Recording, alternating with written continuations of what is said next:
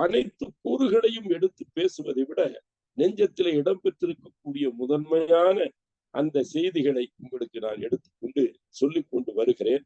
அந்த வகையில் ஒரு பறவைக்கு போடுகிற அந்த அரிசி கூட கல்லோடு காகத்தை நோக்கியது போடப்பட்டால் அந்த கல் அந்த பறவையை ஊறுபடுத்தி காயப்படுத்தி விடுமே என்று தன் வீட்டிலே பசியார வைத்திருக்கிற அரிசியை கூட பறவைகளுக்கு உபந்தளித்த பாரதி.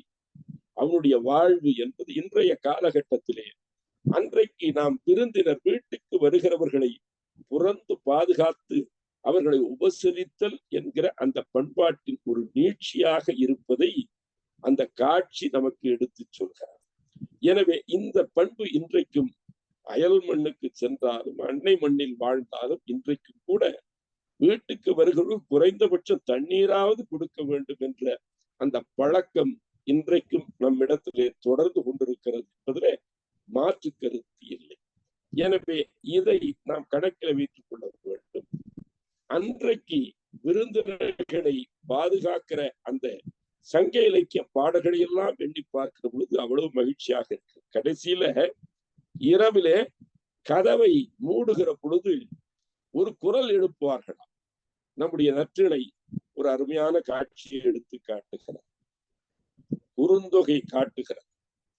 கதவை மூடுகிற பொழுது யாராவது விருந்தினர்கள் இருக்கிறீர்களா என்று குரல் எடுத்து எதிர்குரல் வராவிட்டால் தான் கதவையே அவர்கள் அடைப்பார்களாம்.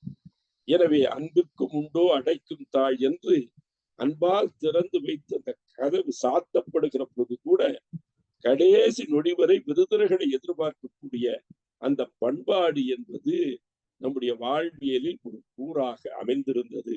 இல்லறத்தின் ஒரு அறம் சார்ந்த ஒரு நிகழ்வாக பழக்கமாக பண்பாடாக இருந்தது. இன்னைக்கு இத கொஞ்சம் அப்படியே பார்க்கிற பொழுது அந்த பழக்கம் கலையில் கூட புலப்படுத்துகிறது. அண்மையிலே நான் எழுதிய ஒரு கவிதையை ஒரு சின்னஞ்சிறு குறும்படமாக அன்பர்கள் தயாரித்திருக்கிறார்கள். என்னன்னு சொல்லி சொன்ன ஒரு தூக்கணாங்குருவி கூடு. அந்த தூக்கணாங்குருவி கூடு மற்ற வீடு கட்டுறதுக்கும் ஒரு பறவை வீடு கட்டுவதற்கு வேறுபாடு இருக்கிறது. நம்ம வீடு கட்டுறோம் சொல்லி சொன்னா கீழே இருந்து ஆரம்பிப்போம். ஆனா இது ரொம்ப உயர்ந்த பறவை, உயர்ந்த இடங்களிலேயே பறக்கிற பறவையினால அது மேல இருந்து கூடு கட்டு, கீழே இருந்து கட்டுறதில்லை. தூக்கணாங்குருவி அது தூங்குதல் அப்படின்னாலே தொங்குதல்னு அர்த்தம். அந்த தூக்கணாங்குருவி கூட்டுல ஒரு எது வறண்டு போன காலமோ என்னமோ உள்ள வந்து ரொம்ப அழகாக அந்த கூட்டை நார் வைத்து பின்னி அது என்ன செய்கிறது, ஒரு சின்ன கதவும் ஏற்பாடு பண்ணி அந்த எதிர்ப்புறத்திலே காற்று வருவதற்காக வேண்டி சாளரம் போன்ற சின்ன துவாரத்தையே ஏற்பாடு பண்ணி இதுல வேற யாரும் உள்ளே புகுந்து விடக் கூடாது என்று அதுல அந்த கதவுல முள்ள வைத்து அடித்து அது மிக அழகாக மூடிக்கொள்ளக்கூடியது, பாதுகாப்பாக உள்ளே இருக்கக்கூடிய குஞ்சுகள் முட்டையிடுகிற பொழுது அது பாதுகாப்பிலே இருக்க வேண்டும்னால அந்த முட்டையிடக்கூடிய பகுதி குஞ்சுகள் வாழக்கூடிய வசிக்கக்கூடிய பகுதியில அது பஞ்சு துணி போன்றவற்றை அந்த குருவிகள் கூடு கட்டும். ஆனால் இந்த நம்முடைய கவிதையை ஊட்டி எடுக்கப்பட்ட அந்த குறும்படத்திலே அவர்கள் காட்டி இருக்கக்கூடிய காட்சி என்பது எங்கேயோ ஒரு அதுக்கு வேற புல்லோ அல்லது பஞ்சோ துணியோ கிடைக்காத ஒரு காலகட்டத்தில் அந்த பறவைக்கு 2 தமிழ் இதழ்கள் காகிதம் கிடைக்கும். அது என்ன காகிதம்னா சேக்கிழார் எழுதிய பெரிய புராணத்தினுடைய தாள். ஏதோ அச்சு போட்டு அது காற்றுல கிழிந்து கிடக்கக்கூடிய 2 தாள்ல பெரிய புராணம், சேக்கிழார் பெருமான் எழுதிய புராணம். அந்த புராணத்துடைய 2 தாள் கிடைக்கும். சேக்கிழார் பெரிய புராணத்துடைய பிழிவு என்னன்னா வருகிறவர்களுக்கு சாப்பாடு போகும், அவர்களுடைய பசி அமர்த்தம் இருக்கிற அறங்களிலேயே தலையான அறம் தான். பசித்தோர் முகம் பார் வள்ளல் பெருமான் அன்றைக்கு வடலூரிலே மூட்டிய அந்த தீ இன்ற அளவுக்கும் அது அணையாது பாதுகாக்கப்படுகிறது. அடுப்பிலே நெருப்பு எரிந்தால் வயிறு குளிர்ச்சியாக இருக்கும், அடுப்பு குளிர்ச்சியாக இருந்தால் வயிற்றிலே நெருப்பு எரிந்து கொண்டிருக்கும். இந்த பசி என்பது பிறந்த அந்த கணத்திலே இருந்து நமக்கு தொற்றிக் கொண்டு வரக்கூடிய பிணி என்கிற காரணம் பசி பிணி என்று சொல்வார். அது பிணித்திருக்கிறது. இன்றைக்கு அது ஆற்றக்கூடியது எவ்வளவு தேவைப்படுகிறது என்பதை இன்றைக்கு காசா பகுதியிலே போரிலே முழு அழிவுக்கிடையே உணவுப் பொருட்கள் எல்லாம் தடை செய்யப்பட்டு வழிகளெல்லாம் அடைக்கப்பட்ட பிறகு அந்த மக்கள் பாத்திரங்களை ஏந்தி கொண்டு சின்னஞ்சிறிய குஞ்சு குடுவான்கள் குழந்தைகளை வைத்துக் கொண்டு மரணத்தினுடைய தலைவாசலை தட்டி கொண்டு ஒருபடி உணவுக்காக அலைகிற காட்சியை நாம் பார்க்கிறோம். இந்த குறும்படத்தில் பெரிய புராணம் என்பது சிவனடியார்களுக்கு சோறு போடுவது, வரக்கூடிய சிவனடியார்களை பசி அமர்த்தி அனுப்புவது. நீங்க 63 நாயன்மார்களுடைய வரலாற்றிலையும் இந்த ஒரு பண்பாடுதான் பேணி பாதுகாக்கப்படுகிறது. அந்த வகையில் பெரிய புராணத்துடைய தாளின் மீது அதுக்கு குருவிக்கு படிக்க தெரியாது. இயல்புல இயற்கையா அது கிடைச்சதை உட்கார்ந்து வச்சுது.